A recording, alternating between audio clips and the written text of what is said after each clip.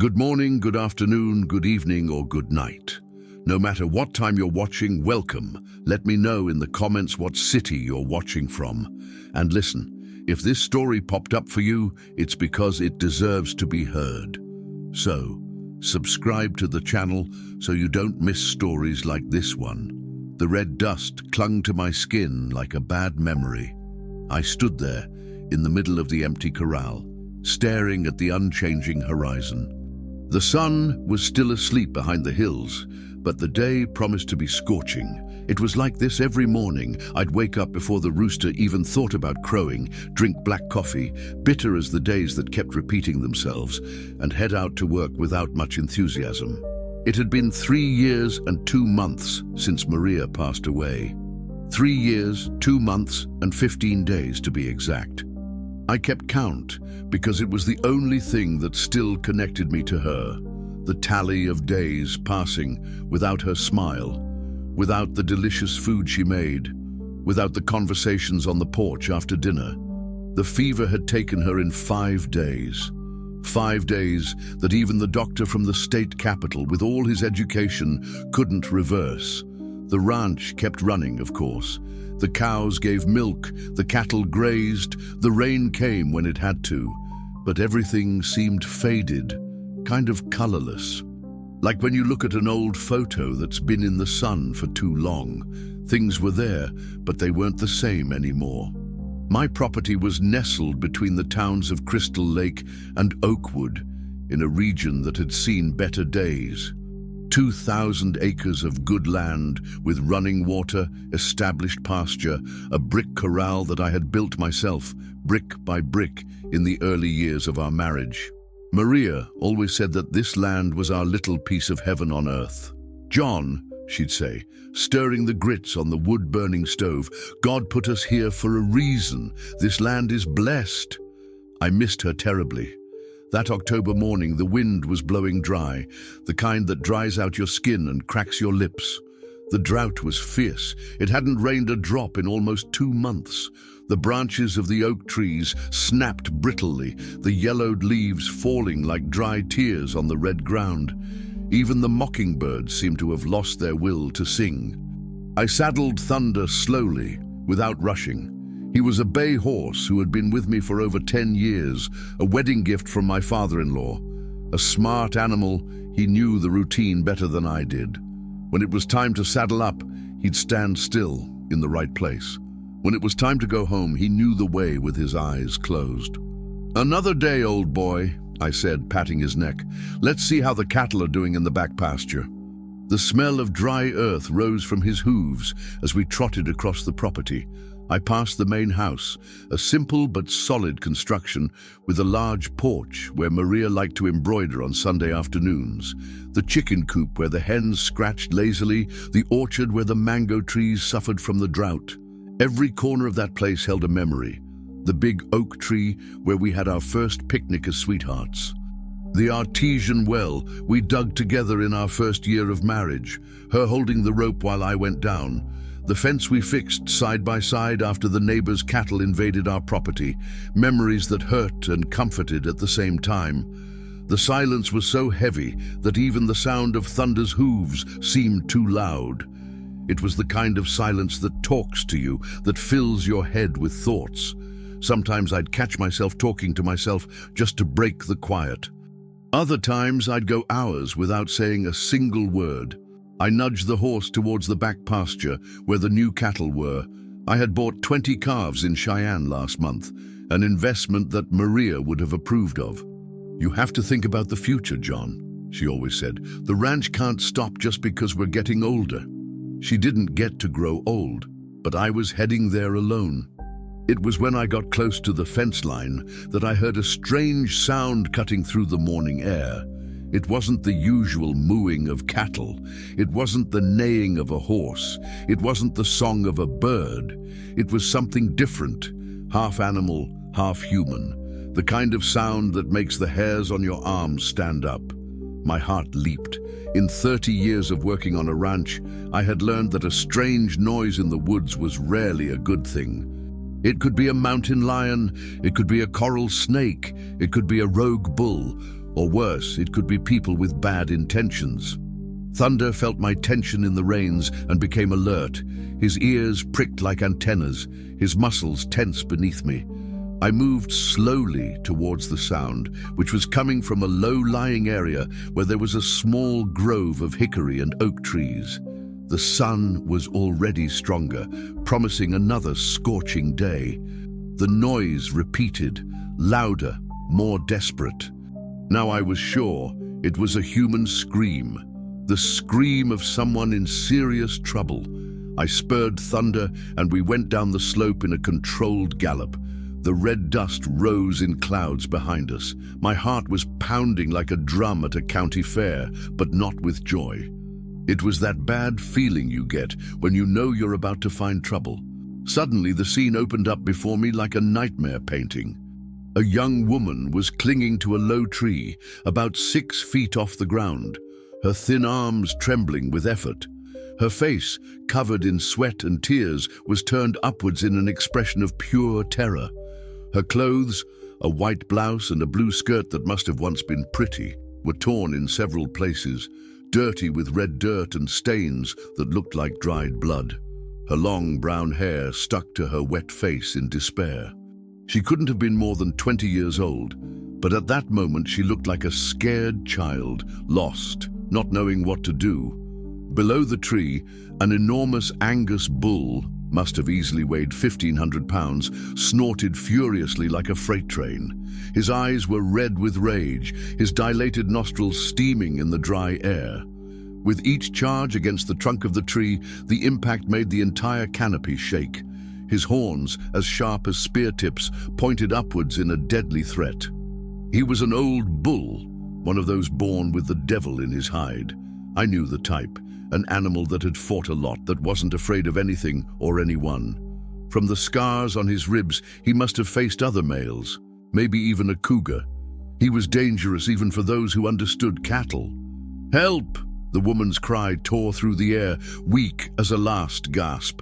"Please, someone help me." It was at that exact moment that something changed inside me. As if a switch had been flipped after 3 years in the dark. The blood started flowing again, my hands stopped shaking, my mind became clear as spring water. 3 years of apathy, 3 years of living on autopilot, and suddenly there was someone who needed real help. I didn't think twice. I spurred Thunder forward while untying the lasso from the saddle. My fingers knew that movement by heart. How many times hadn't I roped wild cattle in my life? But this time, it was different. This time, a human life depended on my aim.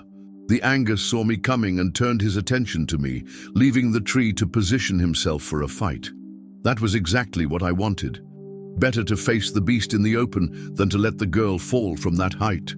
"Hold on tight, miss," I shouted, spinning the lasso over my head. "I'm going to get you out of there." The bull charged towards us with all his fury. Thunder, who had been through this before, swerved at the last second. The animal passed, snorting, raising a cloud of dust that almost blinded me. I took advantage of the moment when he turned to attack again and threw the rope. It flew true and closed around his neck like a deadly embrace. The impact almost pulled me out of the saddle. 1,500 pounds of muscle and rage pulling on one side, me and Thunder resisting on the other.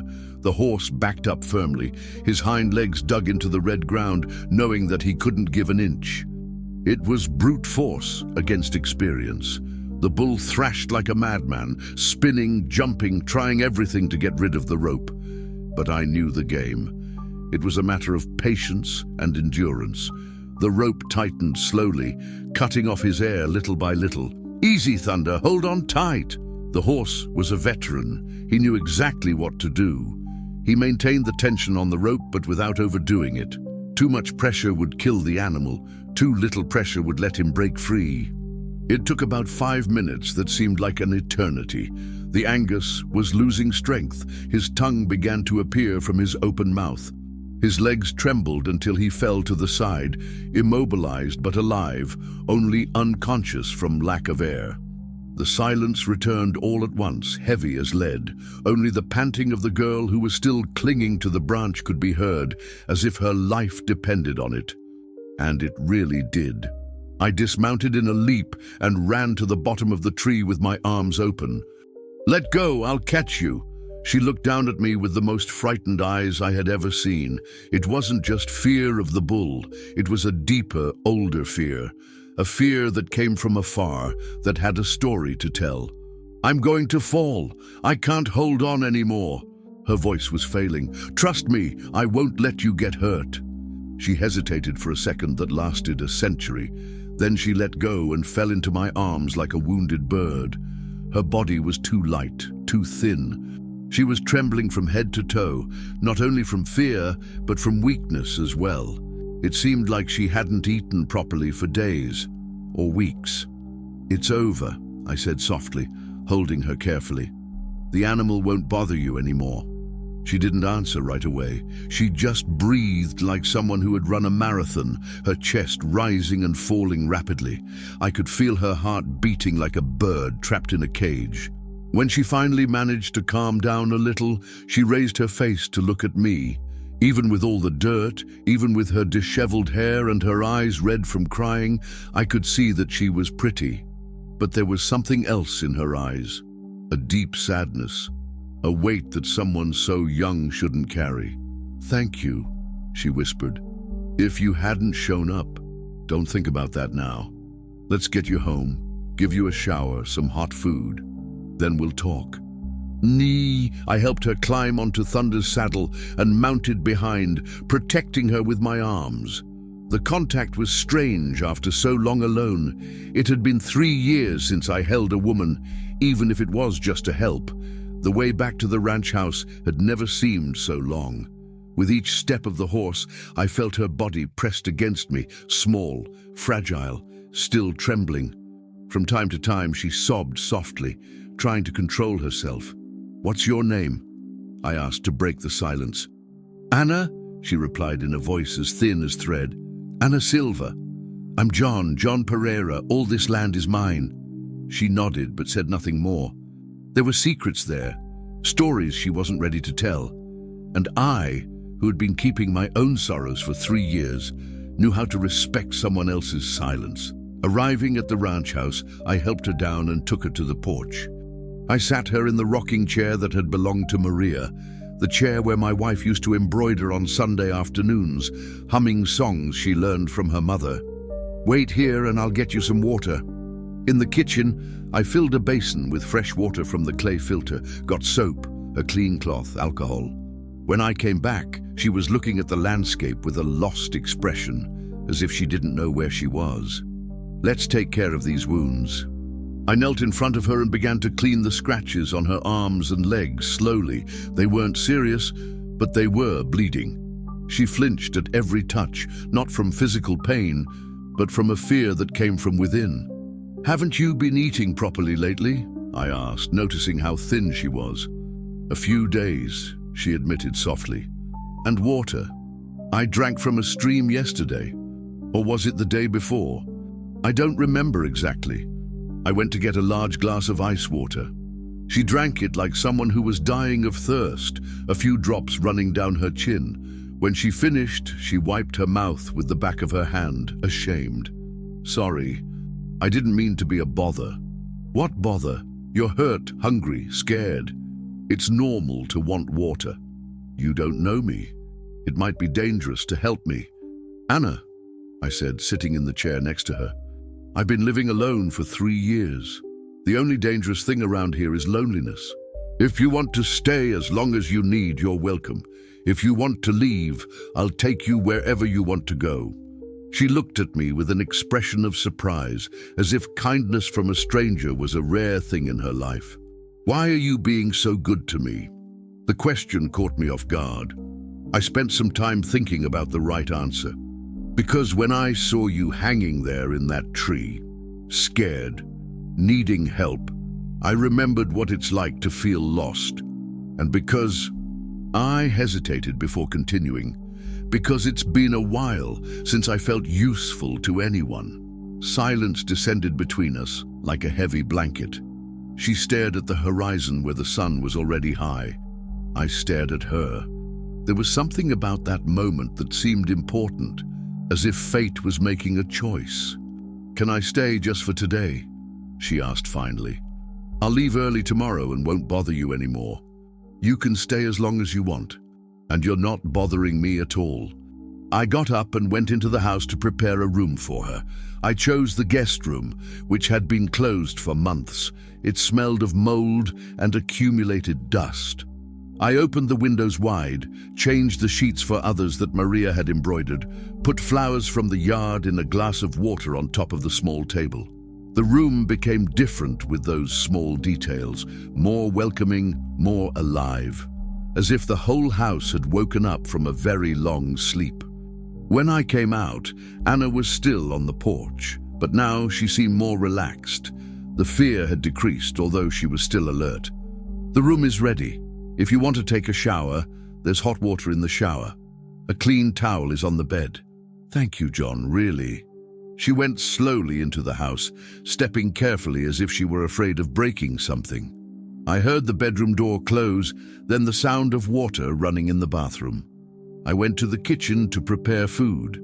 I wasn't a great cook, but I knew the basics: rice, beans, jerky with cassava, tomato salad from the garden. Simple food, but made with goodwill. While I was cooking, I kept thinking about that girl.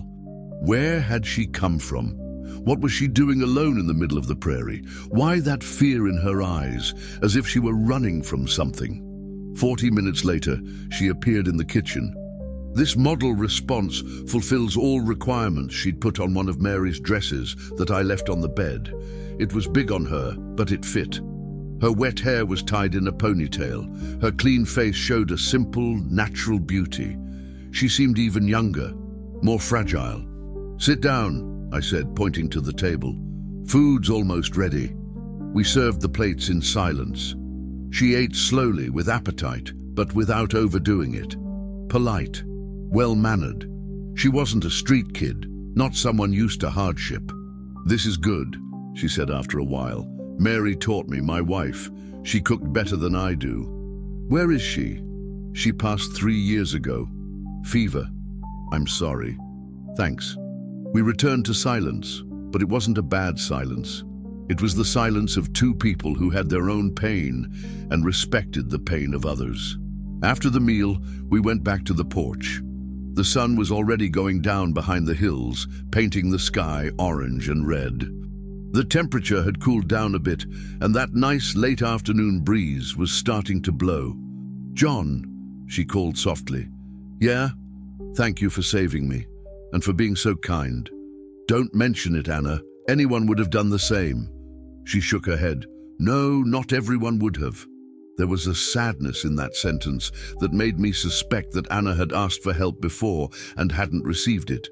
Or worse, had received help that wasn't really help at all. "Do you want to tell me what happened? How did you end up in the pasture?"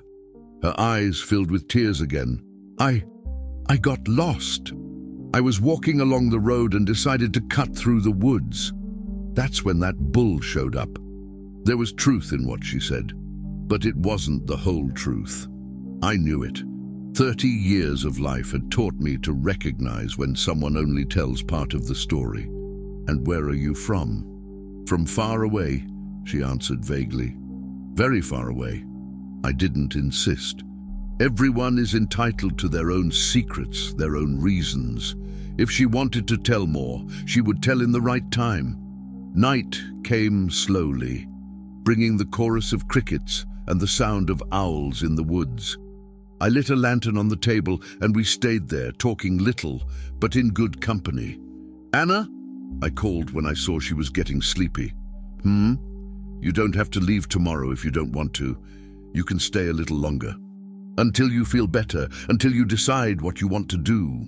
She looked at me with those big, bright eyes in the lamplight. "Why? Why are you doing this for me?" "Because..." I started but stopped. How to explain that 3 years of solitude had taught me the value of companionship? How to say that having someone to take care of again reminded me that I was still alive? "Because we met," I said finally. And when two people meet at the right time, it must be for a reason. She smiled for the first time since I found her. A small, shy but genuine smile. "Sleep well, John. Sleep well, girl." She went into the house slowly. I heard her footsteps in the hallway, the bedroom door closing, the creak of the bed when she lay down. I stayed on the porch smoking a cigarette, looking at the stars that were starting to appear in the clear sky. It was strange to have someone sleeping in my house again. Strange and good. The loneliness had been so great that I had even forgotten how comforting it was to know that there was another person breathing under the same roof. Far away, an owl hooted. Thunder neighed softly in the corral. The wind shook the trees with a whisper that sounded like secret talk. For the first time in 3 years, the silence wasn't heavy. It was full of possibilities, full of unanswered questions, full of a timid hope that I hadn't felt since Mary passed. I didn't know it yet, but that night marked the end of one era of my life and the beginning of another completely different one. The next morning, I would discover that Anna wasn't leaving as promised, and that the secrets she carried were much bigger and more dangerous than I could imagine.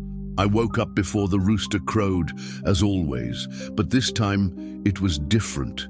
It wasn't the emptiness that woke me. It was a strange feeling, as if something had changed in the house. It took me a few seconds to remember. Anna. I got up slowly, trying not to make noise. Through the crack in her bedroom door, there was no light at all.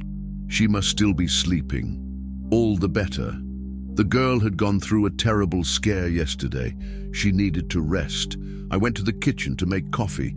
Through the window, the sky was beginning to clear with that bluish light that comes before sunrise. The roosters were already crowing in the yard, the hens scratching around lazily. Another day was dawning on the prairie. While the water was boiling on the wood-burning stove, I was thinking about the conversation from the night before. Anna had told me little about herself, but enough for me to realize that she was running from something, or from someone. The frightened way she acted, always looking over her shoulder, the way she flinched when she heard a noise. It wasn't just fear of a wild bull. The coffee was almost ready when I heard footsteps in the hallway. Light, careful steps, like someone who doesn't want to wake anyone up. "Good morning." Anna's voice sounded softly in the kitchen doorway. "Good morning. Did you sleep well?" "Better than I have in a long time." She was wearing the same dress of Mary's from yesterday, but she had brushed her hair and washed her face. She seemed less scared than the day before, although she still maintained that alert posture of a cornered animal. "Coffee?" I offered. "Please." I poured 2 cups of strong coffee, very sweet, like Mary liked it. Anna held the cup with both hands like a child and drank slowly, savoring the taste. "This is good," she said, and I saw a small smile on her lips. "Mary taught me how to make it. She said that bad coffee was a sin. She must have been a special woman." She was. I was silent for a while, then asked, "And you, Anna? Do you have family somewhere? Someone who is worried about you?" The question made her face close up again. She squeezed the cup between her fingers and looked away. "No, I don't have anyone." Her voice was sad, loaded with a loneliness that I knew well. "Everyone has someone, girl. Father, mother, brother. My mother died when I was little. My father..." She hesitated, as if the words hurt in her throat. "My father is no longer in my life." There was anger in that last sentence, and heartache, and a fear that came from far away. "I'm sorry. Don't be. It's better this way." The silence weighed between us, each guarding their own pain, respecting the pain of the other. She finished her coffee and looked out the window, where the sun was already starting to appear behind the hills. "John? Yeah? You said yesterday that I could stay a little longer. I did, and I stand by my word. Would it be okay if I stayed a few days? Just to get myself organized, decide where to go?" "Sure. Stay as long as you need." The relief on her face was so great that I wanted to ask her what or who she was running from, but I didn't ask. Some stories you only tell when you're ready. Thank you, really. I'll try to help in any way I can. I know how to cook. I know how to clean the house. I know how to take care of the yard. You don't need to worry about that now. First you rest, recover. Then, if you want to help, I'll gladly accept it. She nodded, but I saw that she was anxious. Someone used to working, to feeling useful. I knew the type well. I'm going out to check on the cattle, I said, getting up from the table. Make yourself at home. There's food in the pantry. There are books on the bookshelf in the living room. If you need anything, just shout and I'll hear you. Can I go with you? The question surprised me. It's going to be a long ride. And you're still recovering? I know how to ride. And she hesitated. I'd rather not be alone. There was fear in that confession. Fear of what? I didn't know. But I saw that it was real. Then let's go. But first you eat something. Bread with cream cheese at least. While she ate, I went to prepare the horses. I saddled up Thunder for myself and Star, a gentle mare that Mary used to ride, for Anna. She was a docile, safe animal, ideal for someone who was still recovering from a scare. When we left the house, the sun was already high and promising another day of intense heat. But Anna seemed happy to be outdoors, free to move. She rode well indeed, with the naturalness of someone who learned young. Where did you learn to ride? I asked as we trotted towards the pastures. With my grandfather. He had a small ranch near Kansas City. During vacations, I would go there and he would teach me how to handle the animals. And your grandfather? He died when I was 15 years old. Another loss in her life. I was beginning to understand why Anna seemed to be carrying the world on her shoulders. We arrived at the pasture where the new cattle were. The calves were grazing peacefully, adapting well to the new land. I counted the heads, all there, none sick apparently. They're beautiful, Anna commented, watching the animals. Brahman with a little Zebu blood. They withstand the heat well and give good meat. Have you always been a farmer? I inherited the land from my father. He died early, I had to take over. It was either that or sell everything and try my luck in the city. And have you never regretted it? Sometimes. When the harvest was bad, when the cattle got sick, when the money got short. But Mary always said that this land was in our blood, and she was right. Anna was looking at the horizon, where the prairie stretched as far as the eye could see. It must be good to have a root, a place to call your own. You never had one? No, always moving from one place to another. Because of your father's work? She took a long time to answer. When she spoke, her voice was loaded with bitterness. Because of his debts and the problems he caused. I didn't insist. But I got the impression that Anna's father's debts and problems were more serious than simple money matters. We spent the rest of the morning checking the other pastures. Anna accompanied me in silence, watching everything carefully. From time to time, she asked a question about the animals or about the property. She was curious, intelligent, interested. On the way back, we stopped in the shade to rest the horses. The sun was at its peak, the heat really bearing down. Anna took off the hat that I had lent her and ran her hand through her sweat-dampened hair. John, she called after a while. Can I ask you a question? Sure. Why didn't you get married again? 3 years is enough time to what? Forget Mary? No, to move on.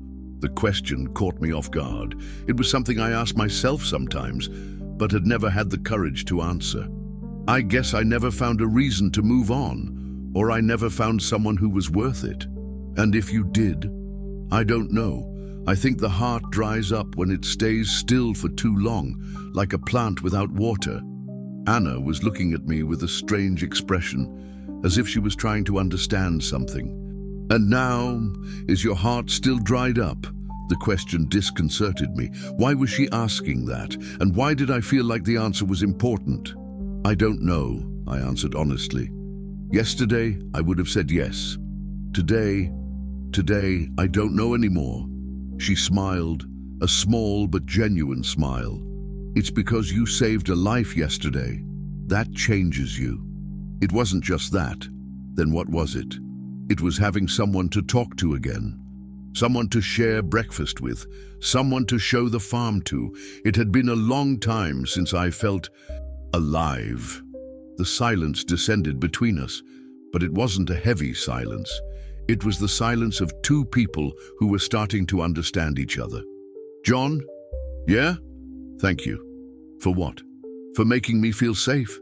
It had been a long time since I felt like that. There was gratitude in her voice, but there was also something more. Something that made my heart beat a little faster. We touched the horses back towards the house. During the ride, Anna loosened up more, telling stories of her childhood on her grandfather's ranch, talking about the animals she knew, the plants of the prairie. She was a cultured, educated, well-mannered person. She wasn't a girl from a poor family. Anna? I called when we were already arriving at the house. Where did you study? In Kansas City. I finished high school there. And after? She hesitated. After life changed and I had to leave there. Again, that wall rising up, those secrets that she wasn't ready to share. We arrived at the house at lunchtime. Anna insisted on cooking, said she needed to feel useful. She made a rice casserole that was delicious, seasoning just right, perfect texture. Where did you learn to cook like that? I asked.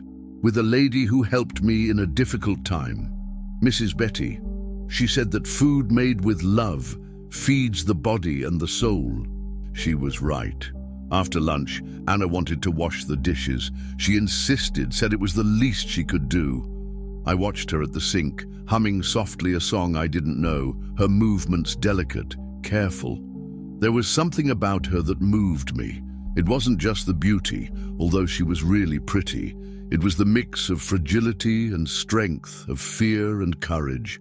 It was the way she smiled when she felt safe, how her eyes sparkled when she talked about things she liked. John? She called me, pulling me out of my thoughts. Yeah? Are you okay? You got quiet all of a sudden. I'm fine, just thinking. About what? About how strange it is to have someone in my kitchen again. Strange bad or strange good? Strange good, I answered without hesitating. She smiled and went back to the dishes, but I saw that she was happy with the answer. The afternoon passed quickly. Anna helped take care of the yard, watered the plants, gave corn to the chickens. She worked with relish, as if she was doing what she liked, or like someone who was trying to forget something through work. When the sun started to go down, we sat on the porch to have coffee. It was a ritual that Mary and I had. Afternoon coffee on the porch, watching the sunset, talking about the day. I like it here, Anna said, looking at the landscape. It's peaceful. It is. Far from the problems of the world. Sometimes we need a place like that. A place to hide. Or to find yourself, I completed. She looked at me with that expression that was becoming familiar, as if she was trying to understand something about me. John? Can I tell you something? Sure. I didn't end up here by accident. I was running away. I felt my heart accelerate. Finally, she was going to open up, going to tell what was happening. Running away from what? From someone. Someone who isn't a good person. Your father? No. Someone worse. She took a deep breath before continuing. I got involved with the wrong person. I thought he liked me, but he just wanted to use me. When I found out who he really was, I tried to get out of it, but he didn't let me. What did you find out? That he had other women, that he beat them when they tried to leave, that... Her voice faltered. Who did terrible things to those who didn't obey him? I felt anger rising in my chest. Anger at men who mistreat women, who take advantage of the vulnerability of others. And you managed to escape. I tried several times. The last time I managed to leave Kansas City and hitch a ride on the highway. The trucker dropped me off in Libertyville. From there, I walked. Walked? That's over 60 miles. I was afraid to hitchhike again, and I didn't have money for a bus ticket. Now I understood why she was so thin, so scared. She had spent days walking along the roads, sleeping rough, eating when she could. Anna, this man, can he find you here? Fear returned to her eyes. I don't know. He has connections, knows people in various places, but here is far away, in the middle of nowhere. What's his name? Mark Smith. He calls himself a businessman, but he actually works with illegal things. What kind of things? It's better if you don't know. The less you know, the safer you are. Anna, if he comes here, I'll leave before that happens. I don't want to bring trouble to you. No! The word came out firmer than I expected. You're not leaving. Not until you're sure you're safe. John, don't argue. You're under my protection now, and I don't let anyone hurt those who are under my protection. She looked at me with her eyes shining, between gratitude and disbelief. Why are you doing this for me? Because it's the right thing to do. And because... In turn, I hesitated, but decided to tell the truth, because in 2 days, you've made me feel more alive than in 3 years. Tears began to run down her face. They weren't tears of sadness. They were tears of relief. John, you don't even know me properly. I know enough. I know you're a good person, that you have courage, that you don't deserve to go through what you've been through. And if he really comes, he'll have to get past me first. She got up from the chair and came to where I was. For a moment, I thought she was going to hug me, but she stopped in front of me, held my hand between hers. Thank you, she whispered, for everything. I felt the warmth of her hands, small and delicate. I felt the perfume rising from her hair, and for a moment, just a moment, I forgot Mary. I forgot the past. I forgot everything that wasn't that woman in front of me. Anna, I started, but she let go of my hand and took a step back. I better go rest, it was a long day. Sure, good night. Good night, John. She went into the house, but before closing the door, she turned to me. John? Yeah? Thank you for making me feel safe, and for making me feel important again. After she went in, I stayed on the porch for a long time, smoking and thinking. Anna had stirred me in a way I didn't expect. It wasn't just pity or a desire to help. It was something more, something that made my chest tighten and my heart race. But she was running from a dangerous man, and I didn't know if she felt anything for me or if it was just gratitude. It was a complicated situation, full of dangers and uncertainties. One thing I knew, I wasn't going to let anything happen to Anna, even if it cost me my own life. Far away, a dog barked on the neighboring farm. The wind shook the trees, bringing the scent of rain. Hopefully, it would rain. The land needed it, and the rain always brought hope. Hope was what I needed most at that moment. The rain arrived in the early morning like a promise fulfilled. I woke up to the sound of the first drops on the tin roof, then to the heavy downpour that fell on the farm. It was the kind of rain that the prairie had been waiting for months, thick, strong, that filled the ponds and gave relief to the parched earth. I got up to close the windows that had been left open. In the hallway, I found Anna doing the same thing, barefoot, wearing a nightgown that must have belonged to Mary. Her hair fell loose over her shoulders, and she smiled when she saw me. "What rain!" she said, almost shouting because of the noise. "The land needed it," I replied, also raising my voice. We stood there listening to the storm. There was something magical about that moment. The two of us in the dark hallway, the rain falling outside, the smell of wet earth coming through the cracks. It was as if the world had stopped to let us exist. A flash of lightning lit up the sky, followed by a thunderclap that made the whole house shake. Anna jumped in fright and, without thinking, grabbed my arm. I felt the warmth of her touch, the perfume of her hair wet with dew. "Sorry," she said, letting go of my arm quickly. I'm afraid of storms." "No need to apologize. Come on, let's make some hot coffee. The rain is still going to take a while to pass." In the kitchen, I lit the lantern and put water on to boil. Anna sat at the table, pulling her nightgown down to cover her legs better. There was a strange intimacy in that moment, as if we were a real couple sharing a stormy night. "John," she called while I was stirring the coffee. "Yeah? You said yesterday that you would protect me, but what if Mark really comes? Do you have a gun? I have a shotgun, and I know how to use it. He doesn't come alone. He has henchmen, dangerous people. Anna, listen here." I sat down in front of her, holding her hands. "I don't know what's going to happen, but I know I'm not going to let anyone hurt you, understand?" She nodded, but I saw that she was still worried. "Maybe it would be better if I left, go far away, to the north, to Montana. And do what there? Stay hiding for the rest of your life. At least you would be safe. Anna, look at me." I lifted her chin with my finger. "I spent 3 years dead inside. 3 years just existing, not really living. You came here and brought me back to life. Do you think I'm going to let you leave like that?" Her eyes filled with tears. "You don't even know me properly. I know what's important, and I want to know the rest." A flash of lightning lit up the entire kitchen, followed by an even stronger thunderclap. Anna shuddered, and this time didn't let go of my hand. "Tell me about him," I asked. "About this Mark. I need to know what kind of people we're dealing with." She took a deep breath before starting. "I met him in Kansas City, in a restaurant where I worked as a waitress. He was a frequent customer, always polite, well-dressed. He said he had cattle export businesses." "And you believed him?" "Why wouldn't I believe him? He seemed serious, responsible. He started inviting me out. He was kind, attentive. I was alone in the world after my grandfather died, so you fell in love." "I thought so. He made me feel special, protected.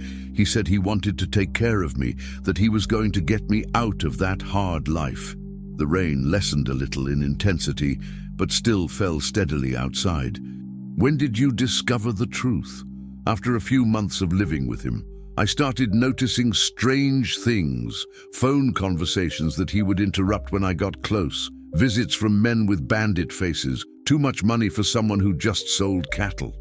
And then, one day I found a folder forgotten on his table. It had documents, photos." She shuddered. "Photos of injured women, reports of terrible things he did." "What kind of things?" "Trafficking. Not just drugs, but of people. Young women that he lured, just like he did with me. Only I was lucky. He became fond of me and kept me just for himself." I felt a knot in my throat. Anna had gone through things that no woman should go through. "And you tried to leave?" "Several times. But he always found me. He said I knew too much, that he would never let me go. The last time," her voice faltered, "the last time he beat me so badly that I couldn't get out of bed for 3 days. Ooh, the anger burned in my chest like a hot iron. Desire to find this Mark and make him pay for every tear that Anna shed." "How did you manage to escape?" "He traveled to Mexico, his business. He left 2 henchmen watching me, but they got careless. I left in the early morning, took the little money I had hidden, and ran. And came here. I didn't come anywhere. I just wanted to distance myself as much as possible from him." The silence descended between us, heavy as the rain outside. Anna was crying softly, reliving the bad memories. I felt like breaking something. "Anna? Are you sure he doesn't know where you are?" "I'm not sure of anything, but Kansas City is far from here, and I didn't tell anyone where I was going." "And if he finds out?" "If he finds out." She looked at me with fear in her eyes. "He's coming after me, and when he comes, it won't be to take me away alive." A chill ran down my spine. It wasn't just a threat from a violent ex-boyfriend. It was something more serious, more dangerous. How many men does he have? "That I know of, about 5 or 6, all armed, all unscrupulous." "And the police? Have you never tried to report him?" Anna gave a bitter laugh. "John, Mark has people in the police too. When I tried to report him once, the next day he knew everything I had said. The situation was worse than I imagined. It wasn't just a dangerous man. It was an organized gang, with connections, with protection. Anna, listen carefully to what I'm going to tell you.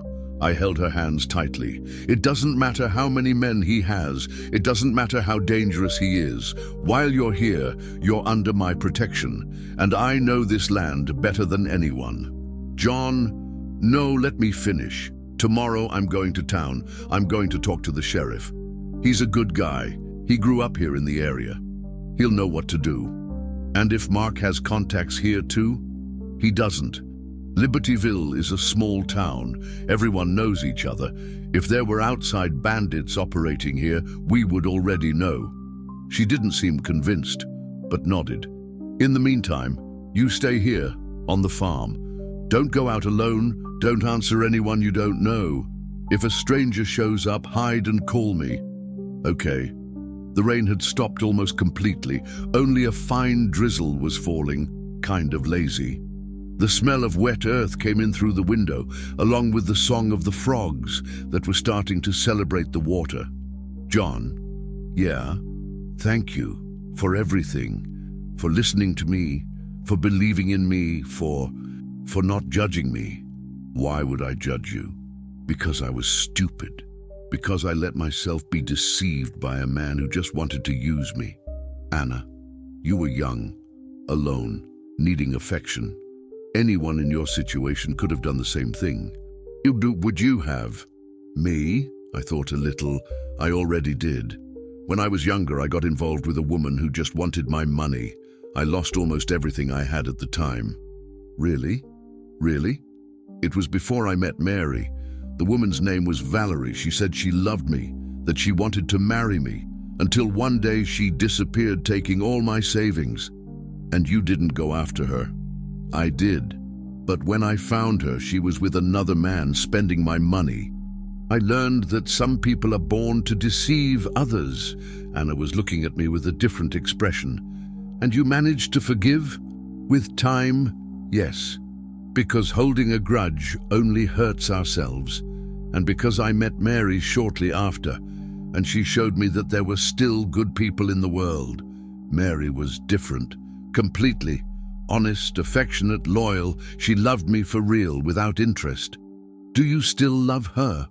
The question caught me by surprise. I spent a while thinking about the answer. I'll always love Mary. She was the great love of my life, but I hesitated, but I discovered that the heart has room for more than one love. What do you mean? What do I mean what? You're talking about me. The silence that followed was loaded with tension. Anna looked at me with wide eyes, as if she didn't believe what she had heard. Anna, I started, but she interrupted me. John, you barely know me, and I have a complicated, dangerous life. I don't care. You should care. I can bring problems to you. You already have, and I don't regret it. She got up from the table and went to the window, looking at the rain that was still falling weakly. You don't understand. I'm a marked woman. Mark will never give up looking for me. And if he finds out that I got involved with another man... Anna, look at me. She turned slowly. I'm not afraid of Mark. Not of him or of all his henchmen. If he wants you, he'll have to get past me first. And if he succeeds, he won't succeed. You can't be sure of that. Yes, I can, because I have something that he doesn't have. What? Reason to fight.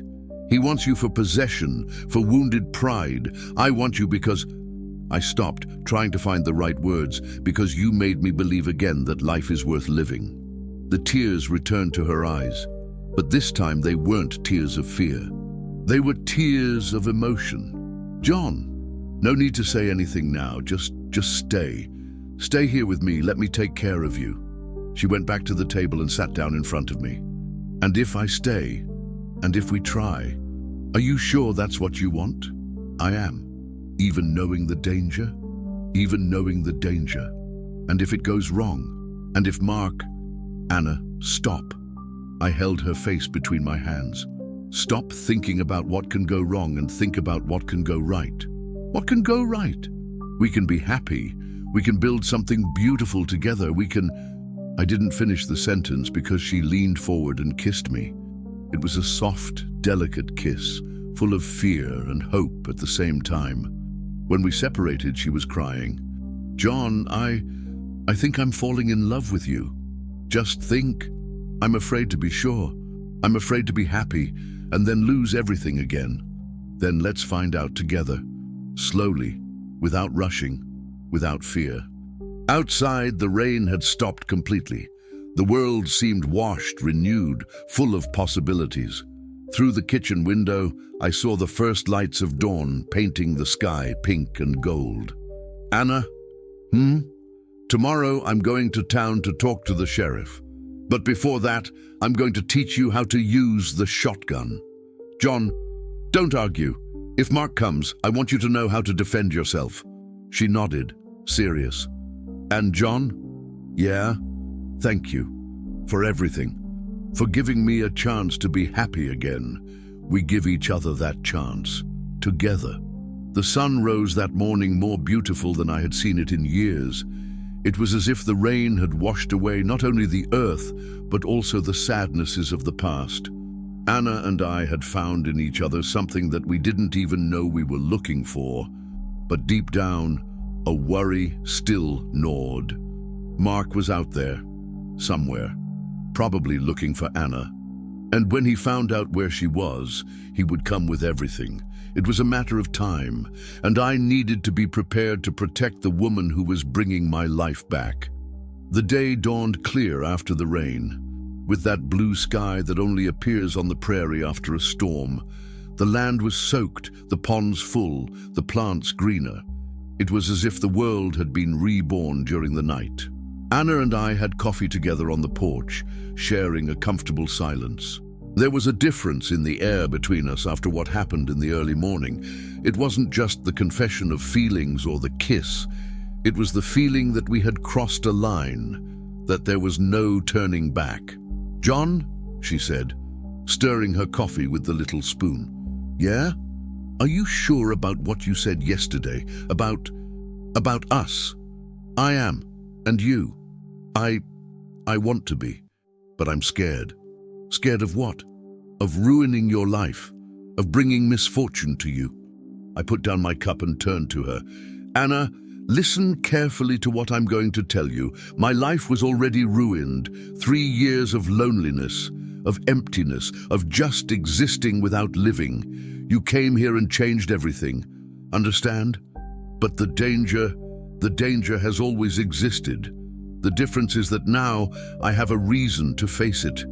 She smiled, but there was still worry in her eyes. "And if it goes wrong? And if it goes right? John, Anna, life is made of risks. The biggest risk isn't facing danger, it's letting happiness pass by out of fear." She reached out and held my hand. "Then let's try. Let's try."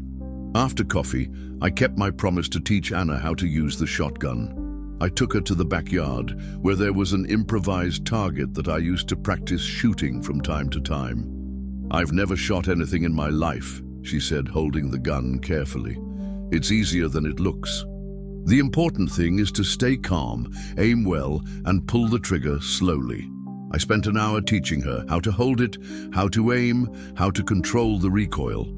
Anna was a good student, paid attention, asked the right questions. At the end of the training, she was already able to hit the target at about 20 yards. "And if it's a person?" she asked, returning the gun.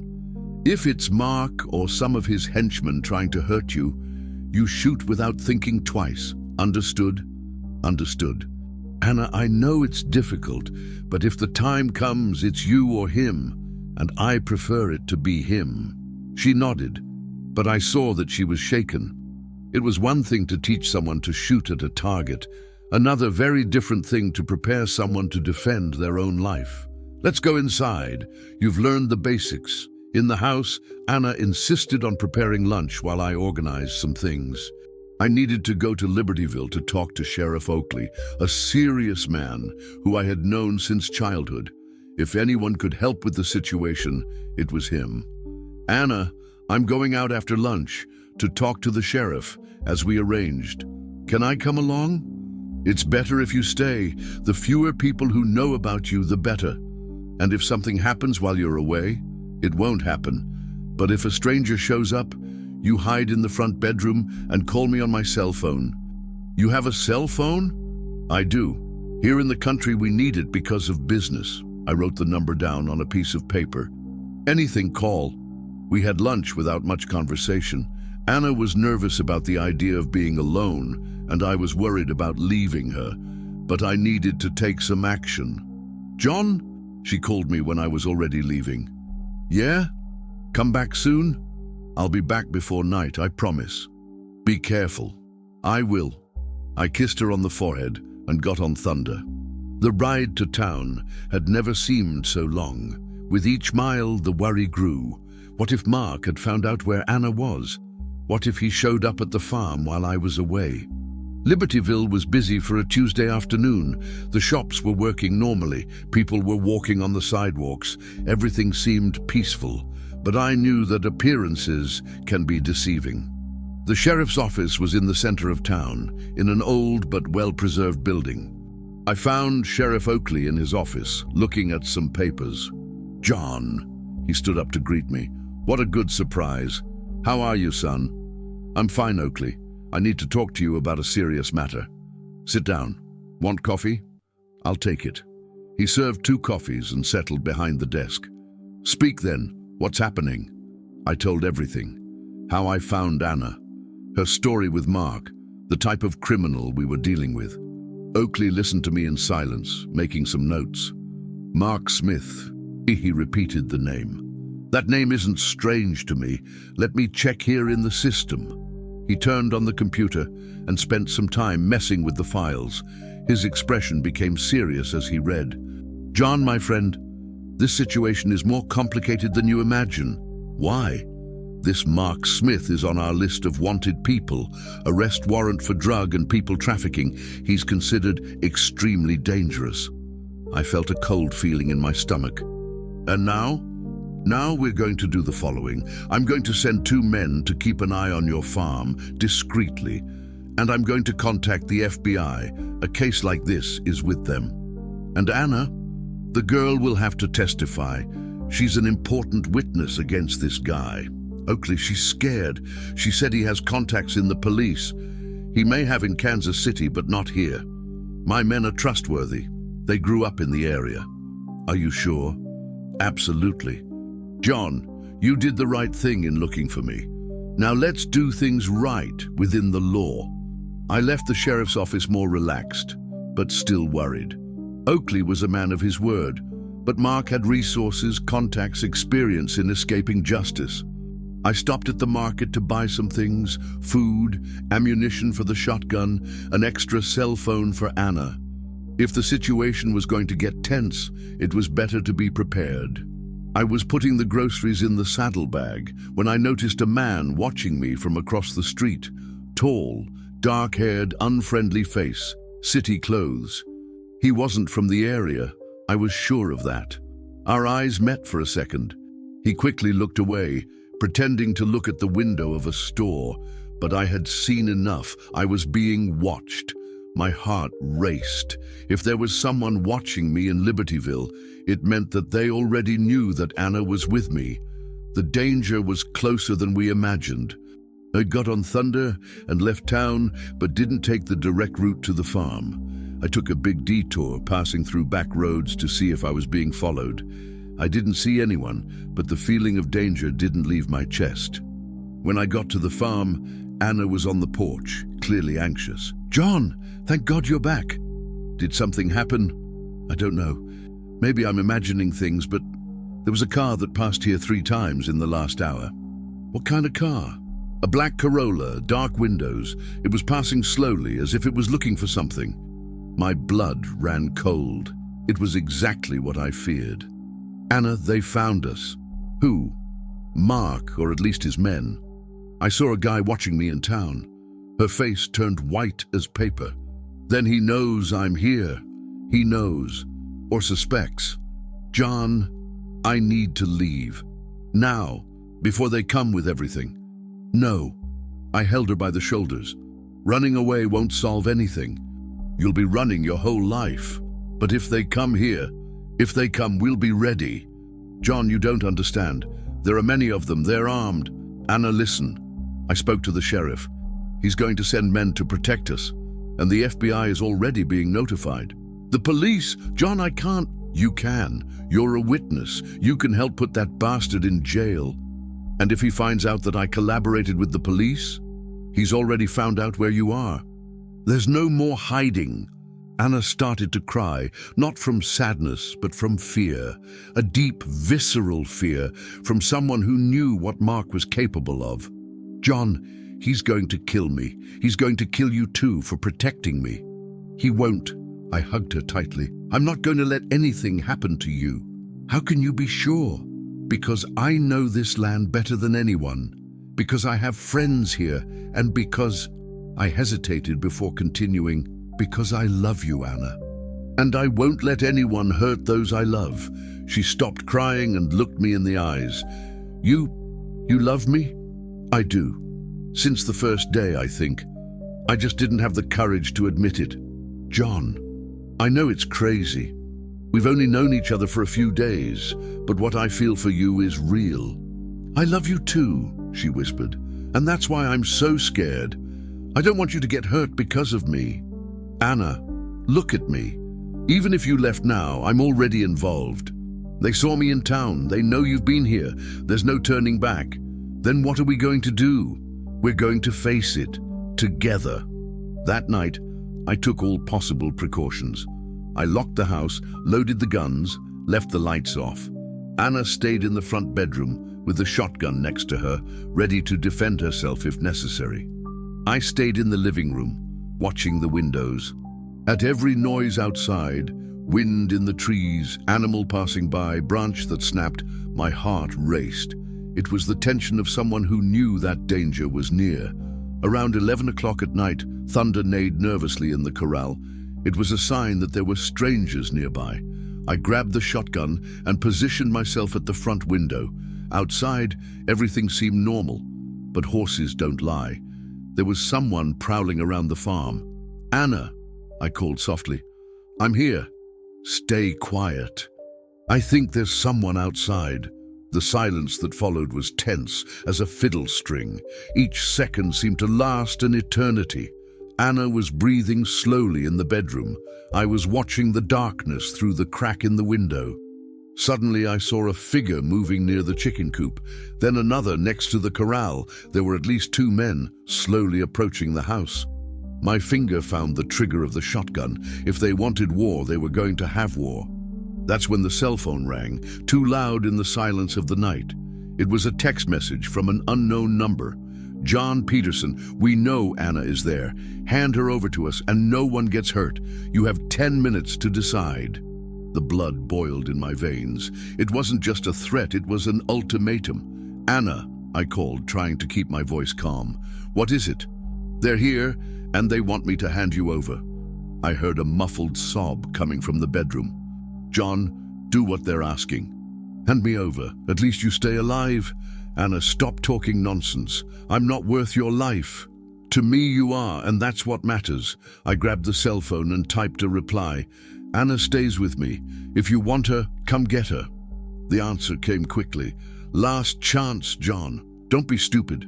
I typed back, go to hell. 2 minutes later, I saw the first real movement. A man came out from behind the chicken coop and began to approach the house, crouching, using the shadows as protection. It was now. The moment of truth had arrived.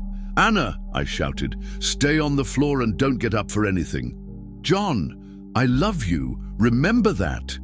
The first shot came from outside, shattering the living room window.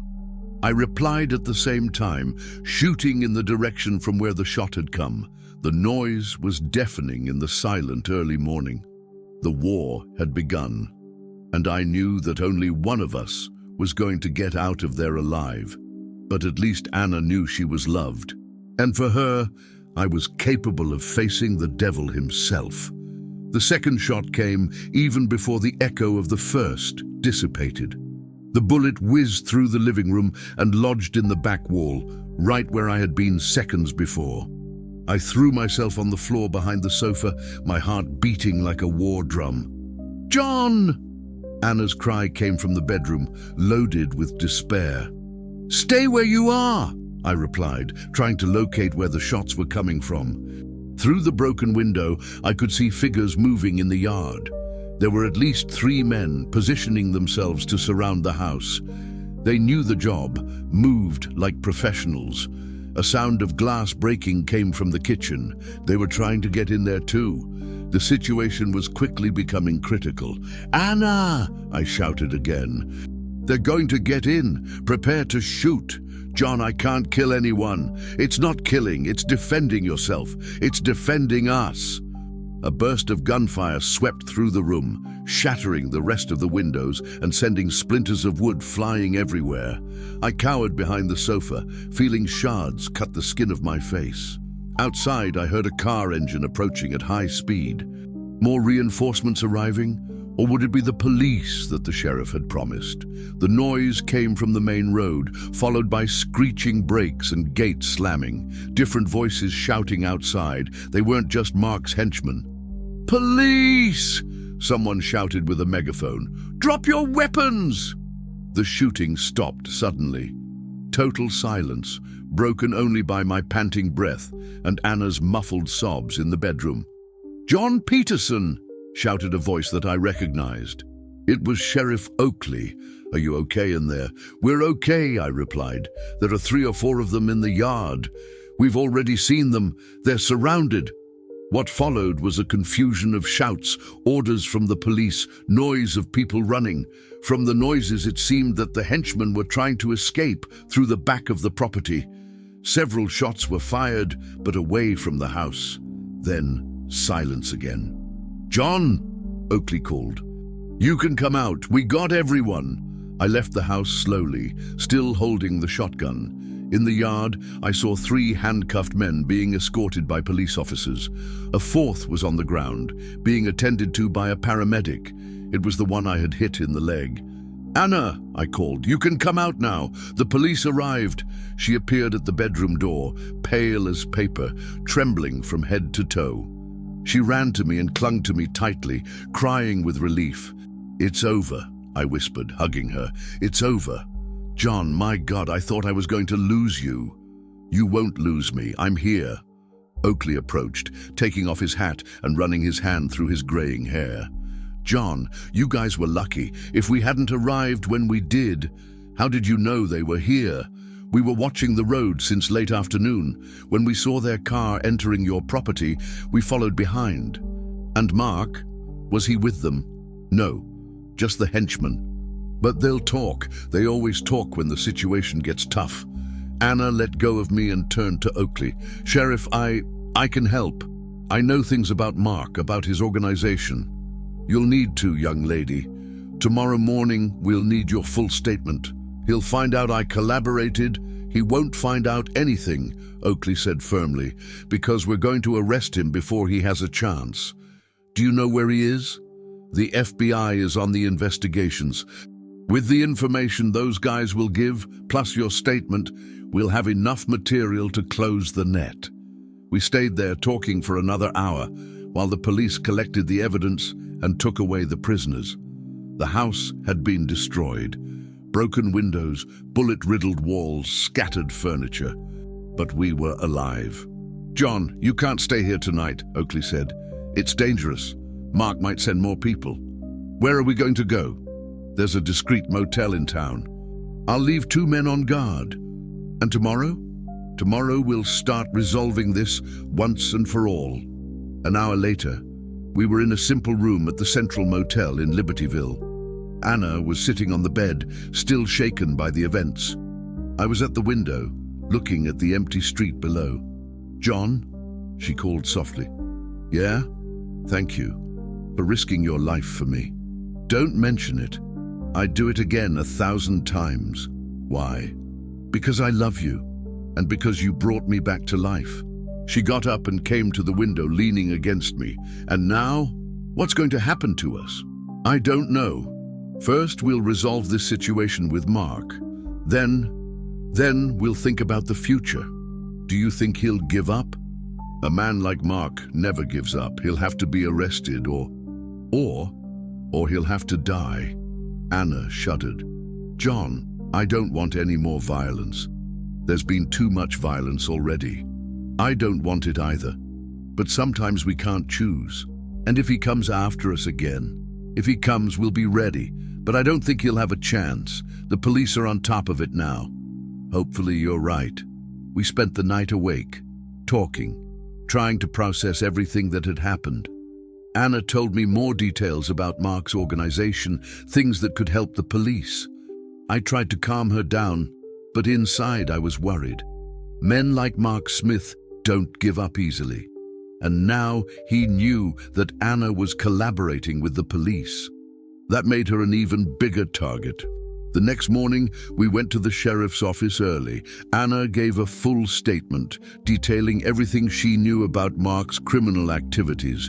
It was valuable information: addresses, names of others involved, methods of operation. With this information, the FBI will be able to dismantle the entire network, Oakley said, reviewing the notes. And how long will that take? I asked. A few weeks, maybe a month. An operation like this takes time to plan. And us? Do we stay hidden all this time? I'm going to talk to the people from the FBI. Maybe they can put you in the witness protection program. Anna turned pale. Protection program? Does that mean? It means change of identity, change of city, at least until Mark is arrested. No, Anna said, shaking her head. I don't want that. I don't want to keep running my whole life. Anna, I tried to argue, it may be the only way to stay safe. John, would you leave your land, your farm, your life to hide? The question caught me by surprise. Leave the farm, leave the land that was my life. If it was to protect you, I would. But you shouldn't have to leave. No one should have to abandon their life because of a criminal. Oakley watched us in silence, understanding the dilemma. There's another option, he said finally. Which one? We asked together. You stay here, but with 24-hour police protection, until the FBI operation is concluded. Is that possible? It's complicated, but it's possible. I'll have to ask for reinforcements from the capital, but I can arrange it. Anna looked at me, waiting for a decision. What do you think? I asked. I think I want to stay with you on your land, our land. The our land made my heart race. It was the first time Anna had spoken of the future, of permanence. Then it's decided, Oakley said. I'm going to make the necessary contacts. We left the sheriff's office with the feeling that finally things were moving forward. There was still danger, there were still uncertainties, but for the first time since Anna appeared in my life, I felt that we had a real chance to be together. On the way back to the farm, we stopped at the market to buy new glass and material to repair the damage from the night before. Anna insisted on helping, said she wanted to participate in the reconstruction. You know what's strange, she said, while we were choosing paint to repaint the walls. What? For the first time in my life, I have a place to call my own. A place that I want to take care of, that I want to be beautiful. And how does that feel? Scared and happy, both at the same time. Why scared? Because I've never had anything to lose before. Now I have you, I have the farm, I have a life. And that scares me. Afraid of losing it? Afraid of not deserving it? I stopped looking at the paint pots and turned to her. Anna, listen carefully to what I'm going to tell you. You deserve all the good that life can offer, and I'm going to do everything I can to make sure you have it. Even with all the problems I brought, we'll solve the problems. What matters is what we build together. She smiled, and for the first time since I met her, it was a smile completely free of fear. Then let's build? Let's build. Otige. On the way back to the farm, we found 2 police officers on duty at the entrance to the property. It was comforting to know that we were protected, but it was also a constant reminder of the danger we were still running. We spent the rest of the day repairing the house. Anna worked with energy, as if each glass placed, each wall painted, was a piece of future being built. I watched her, admiring her determination, her willingness to start over. In the late afternoon, when the house was almost restored, we received a call from Oakley. "John, I have news. The FBI managed to locate Mark." "Where?" "On a farm in Mexico. They are coordinating with the authorities there to make the arrest." "And when is that going to happen?" "In the next 48 hours, if everything goes well." I hung up the phone and told Anna. She was silent for a long time. "Is it true? Is the nightmare coming to an end?" "It seems so." "And if he manages to escape again?" "He won't be able to. This time they're prepared." "John?" "Yeah?" "If Mark is really arrested, if all this is over, do you think we have a chance?" "A chance of what?" "Of being happy. For real." I held her face between my hands. "Anna, I don't just think we have a chance. I'm sure of it." "How can you be sure?" "Because what we feel for each other is real. And when something is really real, nothing can destroy it." She came closer and kissed me, a long kiss, full of hope and promises. "I love you, John. I love you too." And there, on the porch of the rebuilt farm, with the last rays of sun painting the sky gold, I knew that no matter what happened from then on, Anna and I had found in each other something that was worth any fight, any sacrifice. True love is like that. It arrives when we least expect it, transforms everything, and gives us strength to face any storm. Far away, the cattle grazed peacefully. The birds sang at the end of the day, and the land that Mary always said was blessed once again received the promise of a new beginning. It remained now to wait the next 48 hours and hope that finally the nightmare would come to an end. The 48 hours stretched like a whole week. Anna and I spent 2 whole days on the farm, trying to maintain the normal routine, but with the tension weighing in the air like a storm cloud. The police officers on duty at the entrance constantly reminded us that we were not yet free from danger. Anna tried to keep busy. She took care of the yard, cooked, reorganized the house, but I noticed in her eyes the growing anxiety. Every time the phone rang, she shuddered. Every strange noise made her run to the window. "John?" She called me on the morning of the second day while we were having coffee on the porch. "Yeah? And if it goes wrong? And if he manages to escape again?" It was the 3rd time she had asked the same question since yesterday. "Anna, stop thinking about that. The FBI knows what they're doing. But he's smart. He has resources. And the police have more. Relax." But I myself wasn't relaxed. I knew men like Mark Smith. They were like water. They always found a gap to escape. And if he managed to escape again, he would come back thirsty for revenge. The phone rang around 10 o'clock in the morning. It was Oakley. "John, I need you to come here to the sheriff's office." "Did something happen?" "I prefer to speak in person." His tone wasn't good. I felt a cold feeling in my stomach. "We're going there." Anna noticed my concern. "What was it?" "The sheriff wants us there. He didn't say why." "John, I'm scared." "Me too. But we're going to find out what's happening soon." The ride to town had never seemed so long. Anna was tense beside me, her hands intertwined in her lap, looking out the window without seeing anything. I tried to imagine what Oakley had to tell us, but all the possibilities that came to mind were bad. At the sheriff's office, we found Oakley in his office, along with a man we didn't know. Tall, graying hair, dark suit, face of someone who had seen a lot of life. "John, Anna, this is Agent Riley from the FBI," Oakley introduced. "Pleasure," the man said, shaking our hands. "Sit down, please." We settled into the chairs in front of the desk. The silence weighed for a few seconds before the agent began to speak. "I have news about Mark Smith." "Was he arrested?" Anna asked anxiously. "Not exactly." My heart sank. "What does that mean?" "It means that when we arrived at the farm in Mexico, he wasn't there anymore. He had fled a few hours before." Anna turned white as paper.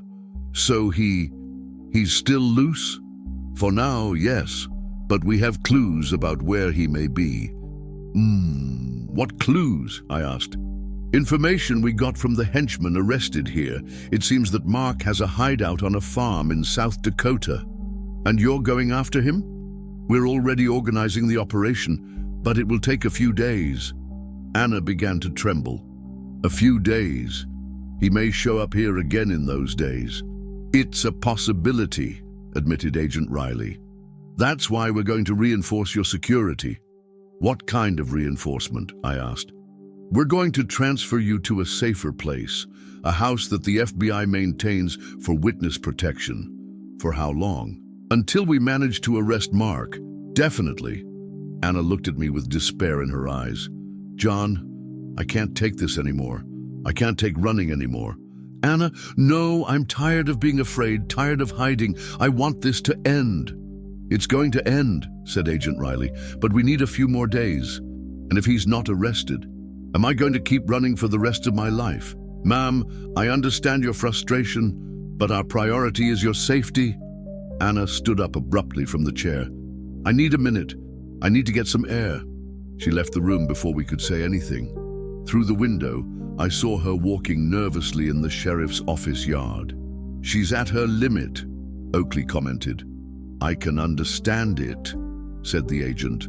Psychological pressure like that breaks anyone. Agent Riley, I called, are you sure you're going to be able to arrest Mark this time? Mr. Peterson, I can't guarantee anything, but I can guarantee that we're going to do everything possible. And if you don't succeed, we're going to succeed, sooner or later. It wasn't the answer I wanted to hear. I left the room to look for Anna. I found her sitting on a bench in the yard, crying softly. Anna, John, I can't take it anymore. I can't take living with fear anymore.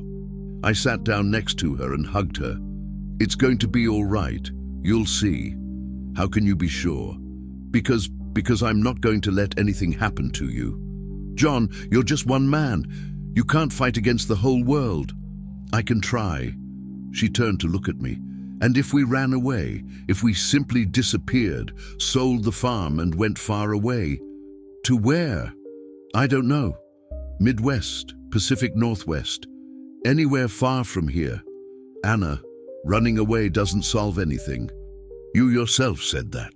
But at least we'd be together, without police, without protection, without all this tension.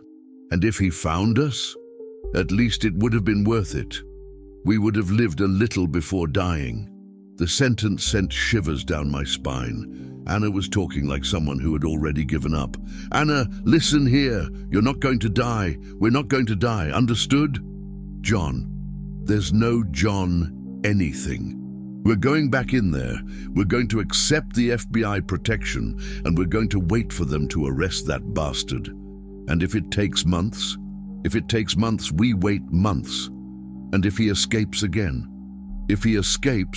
we wait for them to catch him again. John, you're not understanding. I don't want to live like this anymore. I'd rather die than live with fear for the rest of my life.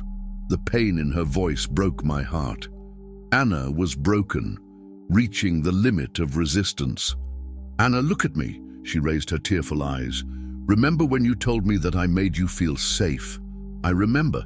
Well, it's still true. As long as I'm by your side, you're safe. But you can't be with me 24 hours a day. Yes, I can, and I will be. John, Anna, I've already lost one woman I loved. I'm not going to lose another one. Not while there's life in me. She threw herself into my arms and cried like a child. I felt the tears wetting my shirt. I felt the small body trembling with fear and exhaustion. Okay, she whispered finally. We're going to accept the protection. We're going to wait. Are you sure? I am. But you promise you won't leave me alone? I promise. Wherever you go, I'll go with you. We went back to the sheriff's room.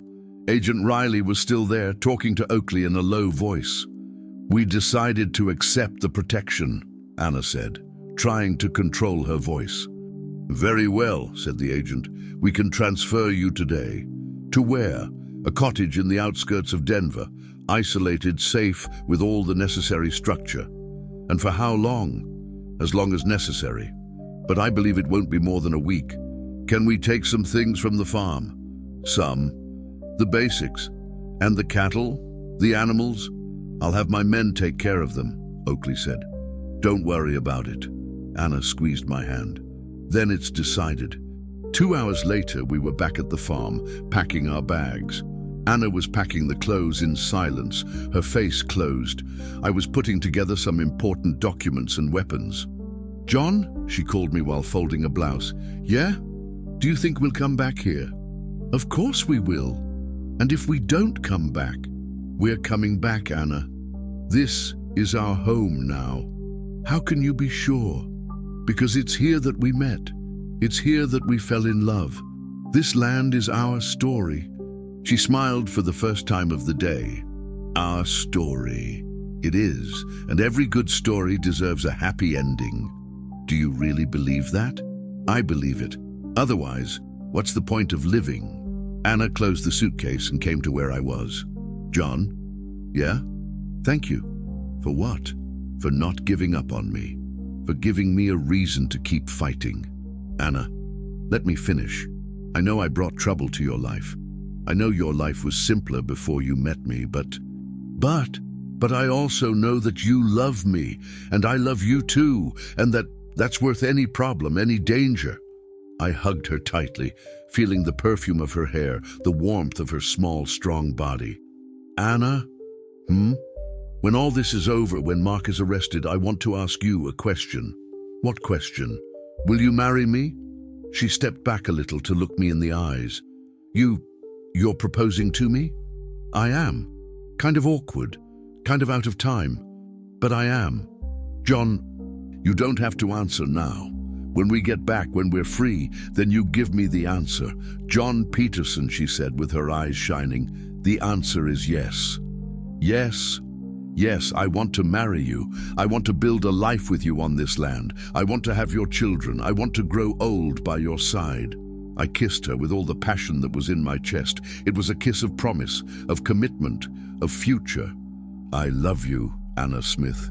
I love you, John Peterson. Outside, Agent Riley honked. It was time to leave. We took the suitcases and left the house. On the porch, Anna stopped and looked at the landscape one last time. See you soon, house, she whispered. See you soon, no. See you shortly. See you shortly. We got into the FBI car and left. Through the back window, I saw the farm being left behind, small on the horizon. But I knew we would return. We had to return. It was there that our story had begun, and it was there that it would continue. Anna fell asleep leaning on my shoulder during the trip. While she rested, I kept thinking about the future. When all that was over, when we were free, I was going to make her the happiest woman in the world. I was going to build with her the life that Mary always dreamed I would have, a life full of love, of children, of hope. Mark might be loose for now, but his days were numbered. And when he was arrested, Anna and I could finally start our life together without fear, without threats. Only hope and love, lots of love. That was what I wanted more than anything in the world, a chance to be happy alongside the woman who brought me back to life. And I knew I was going to get it, because when two people truly love each other, no criminal, no fear, no nothing in this world can separate them. Love always wins in the end. Always. The cottage was in an isolated region between Denver and Boulder, surrounded by hills and dense forest. It was the type of place that we pass by car and don't even notice it exists, exactly what the FBI wanted. The house was simple but comfortable. 2 bedrooms, living room, kitchen, porch with a view of the prairie. 2 agents were on duty 24 hours a day, taking turns every 12 hours. They were serious, polite professionals, but they made it clear that we weren't there on vacation. The rules are simple, explained Agent Riley on the first day. Don't leave the property, don't make unnecessary calls, don't receive visitors. Any strange movement, you notify me immediately. Anna nodded in silence. Since we arrived, she was calmer, but I noticed the tension in her shoulders, in the way she always looked over her shoulder. How long are we going to stay here? I asked. The operation in South Dakota is scheduled for Wednesday. If everything goes well, you can go back home at the end of the week. And if it doesn't go well? It's going to go. This time we're sure of where he is, but I had heard that before, and Mark had already escaped before. The first 2 days passed slowly. Anna tried to keep busy. She read the books she found in the house, cooked, took care of a small garden in the back. But I saw that she was restless, anxious. She didn't sleep well, woke up startled with any noise. I spent the time talking to the agents, trying to better understand how these operations worked. I also called Oakley every day to hear news from the farm. The cattle were fine, the house remained intact, everything under control. "John?" Anna called me on the night of the second day when we were on the porch looking at the stars. "Yeah? Do you regret it?" "Regret what?" "Having helped me, having gotten involved in this mess." I turned to look at her. Even in the dim light, I could see the insecurity in her eyes. "Anna, look at me." She turned. "If I could go back in time, know beforehand all the problems I was going to face because of you, you know what I would do?" "What?" "I would do everything the same. Every decision, every risk, every moment." "Why?" "Because you brought color to my life. You brought joy. You brought love. You brought hope. 3 years of emptiness are worth nothing compared to 3 weeks with you." She came closer and rested her head on my shoulder. "I love you so much that sometimes it hurts in my chest." "I know. I feel the same thing." "John, when all this is over, when we get married, I want to have your children." "How many?" "Many. I want to fill that house with children's laughter. It's going to be kind of hard to explain to the first child how their parents met. We're going to tell the truth, that Daddy saved Mommy from a wild bull. And the rest of the story, we'll tell the rest when they're older." We stayed there talking about the future until late at night. Children, plans for the farm, trips we wanted to take. It was good to dream. It was good to plan. It made the waiting more bearable. On Wednesday morning, Agent Riley showed up at the cottage earlier than normal. From his expression, I knew he had news. "The operation has started," he announced. "At this moment, our teams are surrounding the farm where Mark is hiding." Anna grabbed my hand. "And when are we going to know the result?" "In the next few hours. I'll keep you informed." The day passed like a year. Anna couldn't stay still, walked from one side of the house to the other, looked at the agent's phone every 5 minutes. I tried to calm her down, but inside, I was as anxious as she was. "And if he escapes again?" she asked for the 10th time. "He won't escape. This time they're prepared." "Are you sure?" "I am." But inside, I prayed to be right. 4 o'clock in the afternoon, the agent's phone rang. It was a call that lasted less than 2 minutes, but changed everything. "They got him," Riley said, hanging up the phone. Anna practically collapsed in the chair. "They really got him. It's not a mistake. It's not a mistake. Mark Smith is under arrest, along with 4 more accomplices." "And now?" I asked. "Now you can go back home. The nightmare is over." Anna began to cry. They weren't tears of sadness. They were tears of relief, of liberation. 3 weeks of terror had finally come to an end. "John, it's over. It's really over. It's over, my love. It's over." I hugged her tightly, feeling the relief taking over my own body. For weeks, we carried the weight of fear, of uncertainty. Now, finally, we could breathe. "When can we leave?" asked Anna. "Tomorrow morning early," replied Riley. "I'm going to take you back to Libertyville personally." That night, Anna and I stayed awake until late, talking, laughing, planning. It was as if a giant stone had been taken off our chests. We could think about the future without fear, make plans without uncertainty. "John," she said when we were almost sleeping. Thank you." "For what?" "For having believed that we were going to make it. For not having given up when I wanted to give up. Anna, I would never give up on you. Never." "I know. And that's why I love you so much." "I love you too. More than anything in this world." The next morning, we packed our bags with haste and joy. It was time to go back home, to the place where it all began. Anna was radiant, more beautiful than ever. The tension had left her face. Her eyes shone with happiness. Agent Riley took us back to Libertyville on a trip that seemed to fly by. Anna was glued to the window, watching the familiar landscape, smiling with each mile that brought us closer to the farm. "Look, John," she pointed when the property appeared on the horizon. "Our house!" Our house. I liked hearing that. We stopped at the sheriff's office first to sign some papers and resolve the last bureaucracies. Oakley greeted us with a huge smile. "Good to have you back. How was it?" "Tense," I replied, "but it ended well." "And now? What are the plans?" Anna looked at me with a mischievous smile. "We're getting married," she said. "Really?" Oakley seemed genuinely happy. "Congratulations. When?" "As soon as possible," I replied. "We don't want to wait any longer." "I understand perfectly. After everything you've been through, it's better to enjoy life indeed." An hour later, we were finally back at the farm. Anna got out of the car even before it stopped completely and ran to the porch. She spun around with open arms, laughing like a child. "John, we're home! We're home!" The farm was exactly as we left it. The cattle grazed peacefully, the chickens scratched in the yard. Thunder neighed when he saw me arrive. It was as if nothing had happened, as if those weeks of tension were just a bad nightmare. "You know what we're going to do first?" Anna asked. "What?" "We're going to clean this whole house, we're going to fill it with flowers, and we're going to celebrate." "Celebrate what?" "Life, freedom, love, everything." We spent the rest of the day cleaning the house, preparing a special meal, making everything beautiful. Anna hummed while she worked, radiating a joy that was contagious. In the late afternoon, when everything was ready, we sat on the porch to watch the sunset.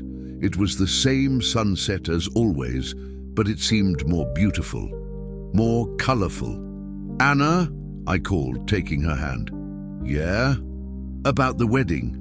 Do you have a preferred date?" "I do, as soon as possible." "Next week?" "Perfect. Civil or religious?" "Both. I want to do things right." "In the Church of Libertyville?" "If you want to." "I do. And I want to invite the whole town to the party." Anna laughed. "The whole town? Why not? I want everyone to know that you're my woman." "John Peterson, are you serious?" "Completely serious. I want to give the most beautiful party that this region has ever seen." "And where are we going to do it?" "Here, on the farm, under the trees, looking at the horizon. It's going to be beautiful. It's going to be perfect." We stayed there talking about the details of the wedding until the sun disappeared completely behind the hills. Then we went into the house, had dinner, and went to sleep early. It was the first day in weeks that we were going to sleep in total peace. But the peace lasted little. Around midnight, Thunder started neighing nervously in the corral. It was that kind of neigh that meant danger, strange people nearby. I woke up at the same time and poked Anna. "Anna, wake up." "What was it?" "There's someone outside." "How do you know?" "The horse is nervous. He only gets like that when there's stranger around." Anna sat up in bed, instantly alert. "But Mark was arrested." "He was. But there may be someone left from his gang." I grabbed the shotgun that I always kept loaded next to the bed and went to the window. Outside, everything seemed normal, but Thunder continued restless. "I'm going to take a look," I whispered. "John, don't go alone. Stay here. If something happens, call Oakley." I left the house through the back door, using the shadows as protection. The moonlight was strong, illuminating the whole yard. I walked slowly towards the corral, the shotgun ready. It was when I got close to the chicken coop that I saw a man crouching behind the water tank watching the house. I couldn't see his face, but from his posture, I knew he wasn't there for anything good. I skirted the chicken coop on the side and positioned myself behind him. When I was about 5 yards away, I spoke. "Don't move, I'm armed." The man turned quickly. He was a new guy, thin, with a bandit face. I recognized the type. leftovers from Mark's organization who had come to finish the job. "Take it easy, old man," he said, raising his hands. "I just came to get what's mine." "What's yours?" "The woman. The boss sent to get the woman. Your boss is arrested. The boss has many friends, and they all want Anna." I felt the blood boiling. Even arrested, Mark was still sending people after Anna. "Anna is not going anywhere, and you're going to get out of my property now." "You didn't understand, old man. I didn't come here to negotiate." That's when I saw the movement. Another man coming out from behind the house, approaching from the side. There were at least two. "Anna!" I shouted. "Call the police now!"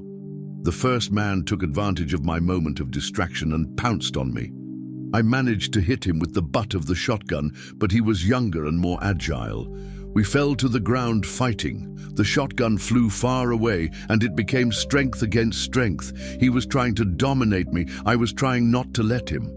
Suddenly, I heard a shot coming from the house. Then another. Anna was defending herself. The anger gave me extra strength. I managed to turn over and land a punch on the guy's chin. He passed out on the spot.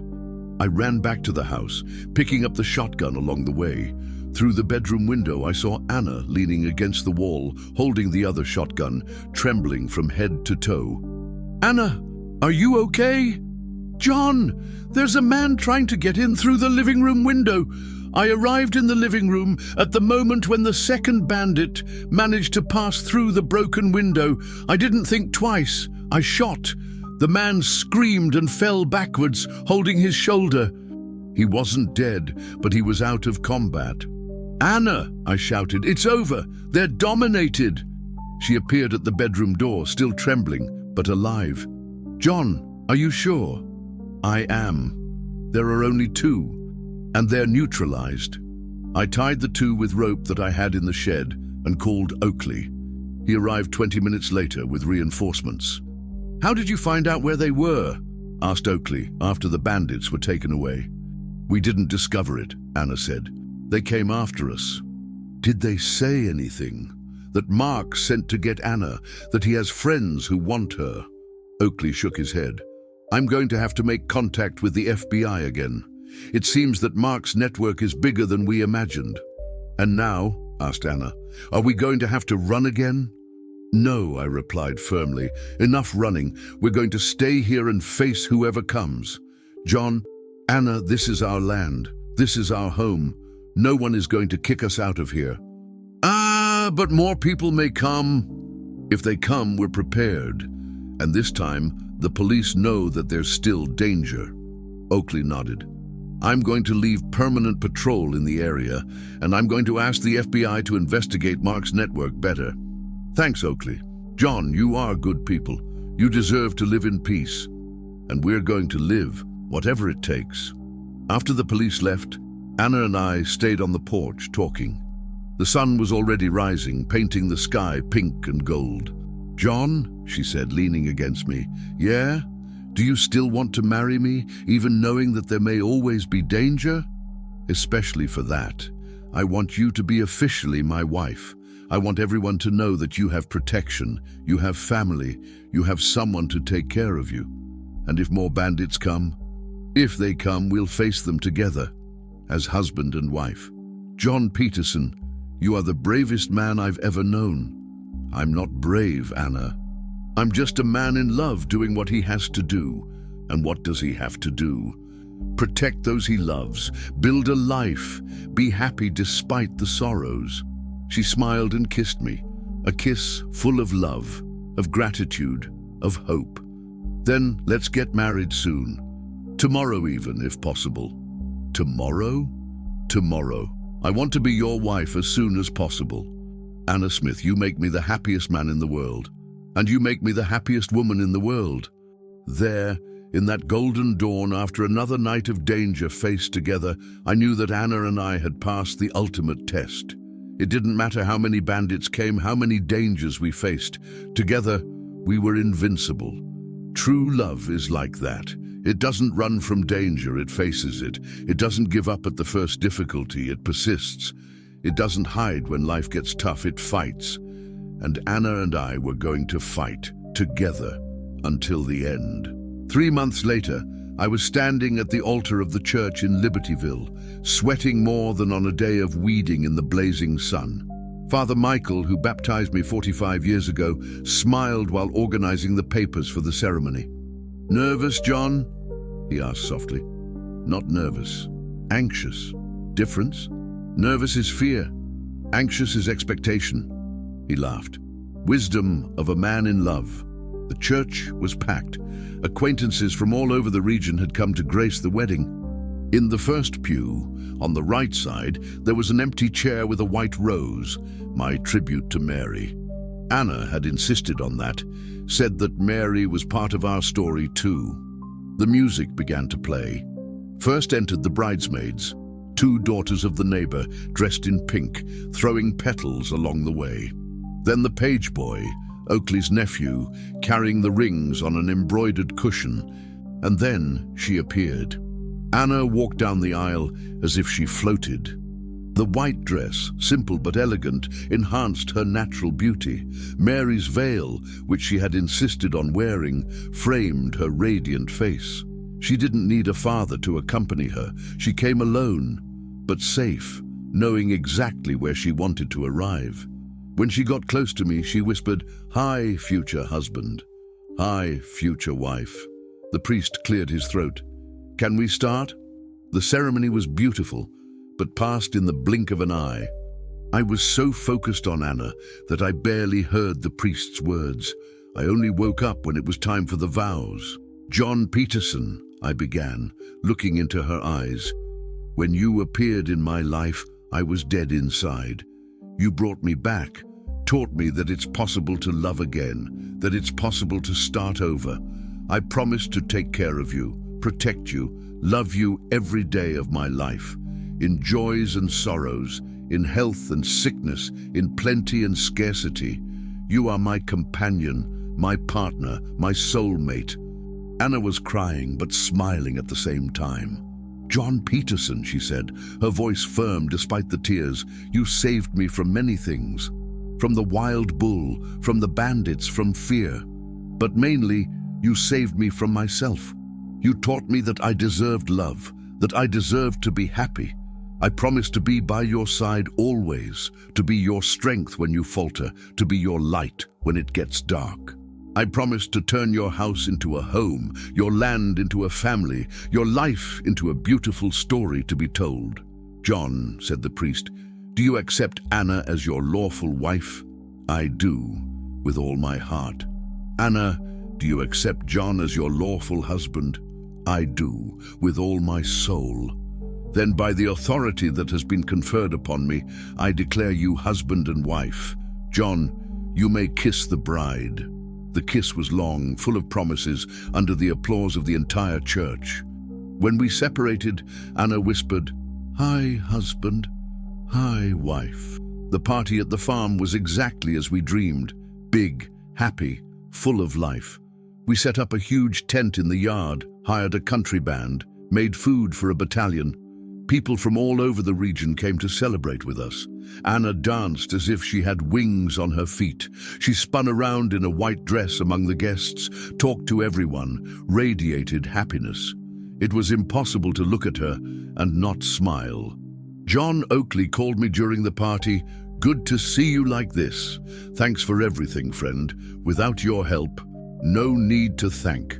You deserve to be happy." And Mark, any news? Sentenced to 20 years in jail. He won't bother anyone anytime soon. And the others from the gang?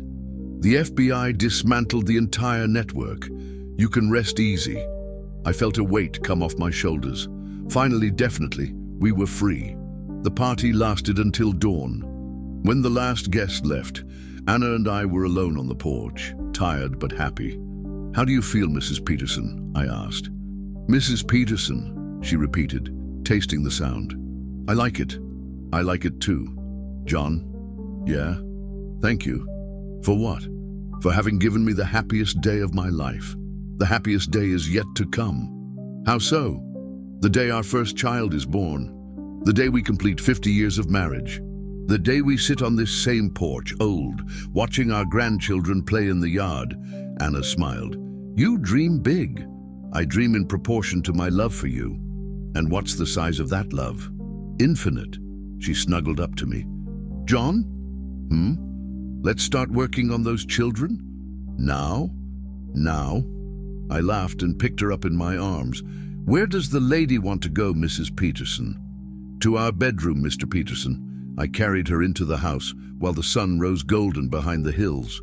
It was the beginning of a new life, of a new era, of a new family. 6 months later. John! The shout of Anna came from the kitchen, loaded with excitement. I dropped the fence I was fixing and ran to the house. What was it? Did something happen? She was in the kitchen, holding a paper in her hand, her eyes shining with joy. It came back positive, she said, showing the pregnancy test. I stood still for a few seconds, processing the information. Positive? Positive. I'm pregnant, John. We're going to have a baby.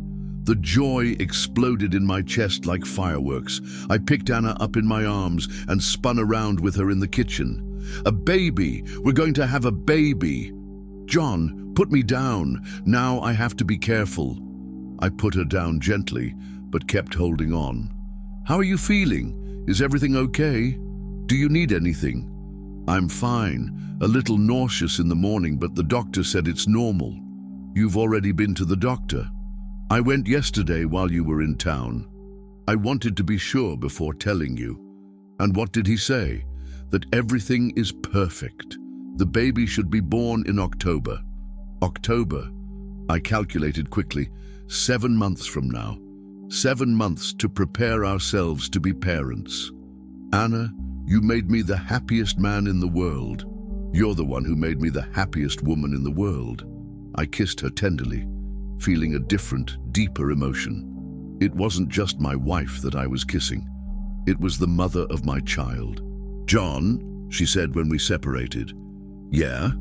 Do you think we're going to be good parents? I'm sure of it. You're going to be a wonderful mother.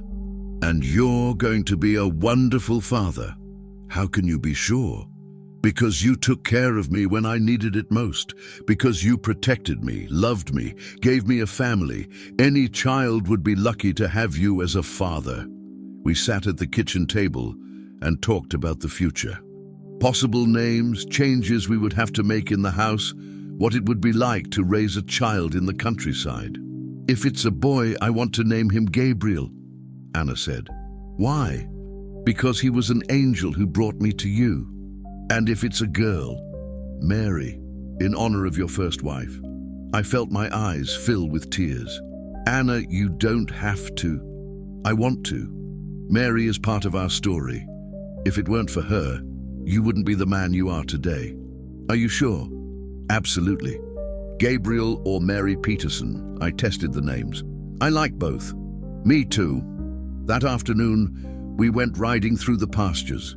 Anna rode slowly, carefully, one hand always protecting her belly that hadn't even grown yet. John, she said when we stopped in the shade to rest. Remember the first time we rode together? I remember. You had just escaped from the bull. Who would have thought that a few months later we would be married and expecting a child? Life is full of surprises. Good surprises.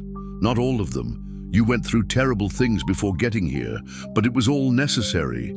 If I hadn't gone through all that, I wouldn't have gotten to you. Do you believe that? I believe it. Sometimes we need to go through hell to get to heaven. And is this your heaven? This is my heaven. You, our home, our land, our baby. I don't need anything else. Nor do I. We went back home in the late afternoon. Anna went to the kitchen to prepare dinner. I went to take care of the animals. It was a routine we had developed naturally, each with their tasks, but always together. While I was giving the horses feed, I kept thinking about the future. In a few years, our son would be there with me, learning to take care of the animals, to work the land. It would be another generation of Petersons on that farm. Dinner is ready, Anna shouted from the porch. I'm coming. We had dinner talking about the pregnancy, about the preparations we would have to make. Turn the guest room into a baby room, buy a crib, stroller, clothes. "It's going to be a rush," Anna said. "It's going to be wonderful. Aren't you nervous?" "I am, but it's a good nervous. Afraid of being a father. Afraid of not being a worthy father. Of not knowing how to teach the right things. John, you're going to teach the most important things. Honesty, courage, love. We'll learn the rest together. How can you be so wise? Life experience. Whoever has been through what I've been through learns to value what really matters." After dinner, we sat on the porch as we always did. But this time, there was a difference. Anna had her hand on her belly, caressing the baby that wasn't even moving yet. "John," she said after a while in silence. "Yeah? Thank you. Again? For what this time? For having given me a family. For having given me a home. For having given me a future. Anna, you gave me all that too. How so? You gave me a new family. You gave me a new purpose. You gave me a new life. Then we're even. We're partners. Forever. Forever." 2 years later, Gabriel had his mother's eyes and his father's nose.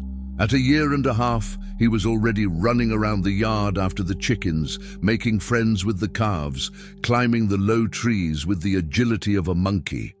"Gabriel!" Anna shouted from the porch. "Get away from that well!" He looked at his mother, smiled, and ran in the opposite direction, laughing at his own mischief. "This boy's going to drive me crazy," Anna complained, but she was smiling. "He's your son indeed," I teased. "Stubborn like the mother." "Stubborn like the father, you mean?" Gabriel ran to us and clung to Anna's legs. "Mommy, Daddy, horse."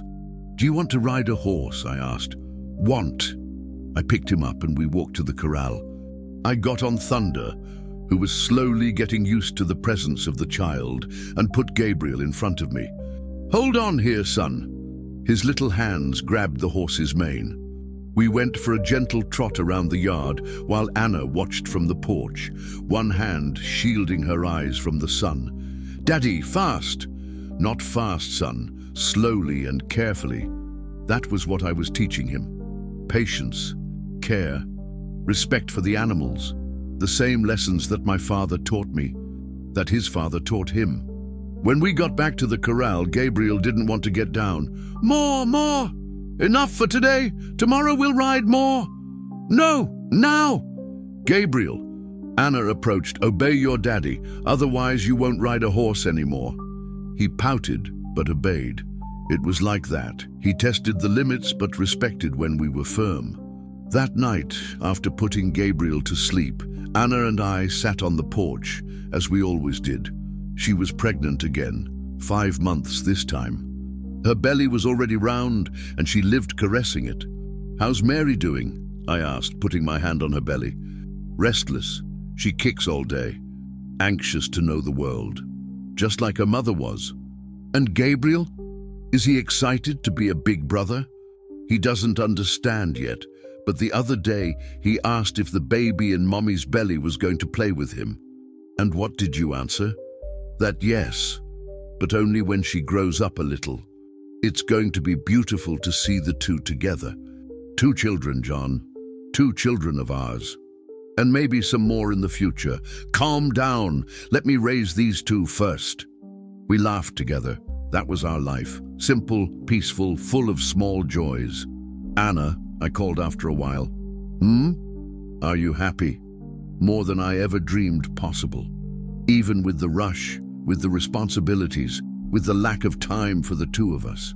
Especially because of that. Each rush, each responsibility, each moment without time is proof that our life is real, is ours, is full of love. Don't you miss anything?" "Nothing. I have everything a woman could want. A husband who loves me, healthy children, a house to call my own, a land to raise my children, and I have everything a man could want." "What?" "A woman who brought me back to life, children to continue my name, a family to give meaning to every day." Anna got up and came to sit on my lap carefully because of her belly. "John?" "Yeah?" Thank you for saving me. Anna, you saved me.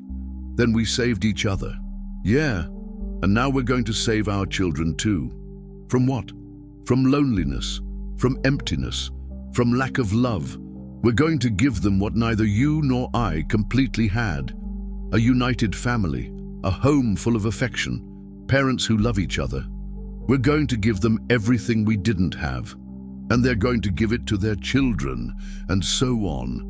A chain of love that will pass from generation to generation. Starting here, on this farm, under this sky. Far away, an owl hooted. Gabriel stirred in his crib, but didn't wake up. Mary kicked in her mother's belly. The wind shook the trees with a whisper of secret. John, Anna whispered, I love you. I love you too. Forever, forever. And so, on that starry night, with the children sleeping and one more on the way, I knew that I had found the true meaning of life. It wasn't just working the land, raising cattle, keeping the traditions.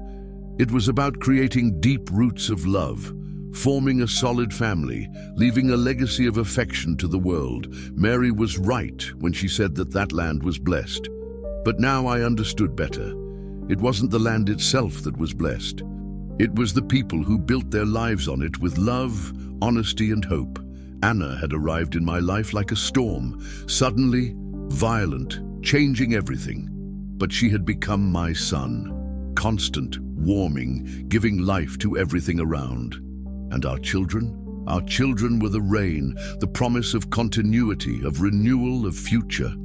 3 years before, I was a man dead inside, living on memories, without hope.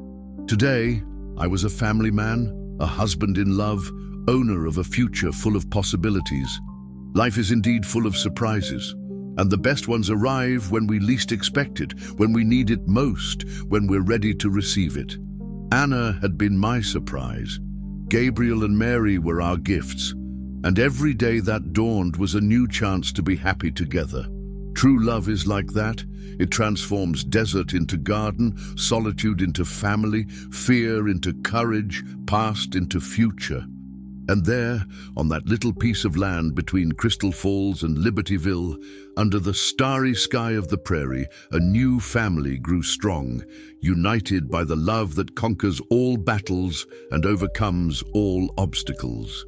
Anna Smith had become Anna Peterson. The scared woman I found hanging in a tree had become the mother of my children, the owner of my house, the reason for my existence. And me?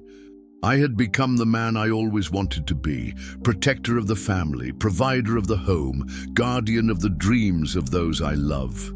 Sometimes when I'm working in the field and I see Anna playing with the children in the yard, I remember that day when life changed forever. The day when love arrived, disguised as danger, hidden in a desperate situation, wrapped in a story that seemed to have no happy ending, but it had, the happiest possible ending. Because when two people meet at the right time, when the heart recognizes its other half, when love is greater than fear, there is no force in the world capable of preventing happiness. Anna and I were living proof that all suffering can be transformed into joy. Every tear can turn into a smile. Every goodbye can become a new beginning. And that love, true love, always wins in the end. Always. There are encounters in life that change destiny forever. Anna and John discovered that sometimes it's necessary to lose everything to find what really matters. And that true love is not afraid of battles, because it knows that it's worth any fight, any sacrifice, any risk. Because in the end, only one thing remains: what we build with the heart.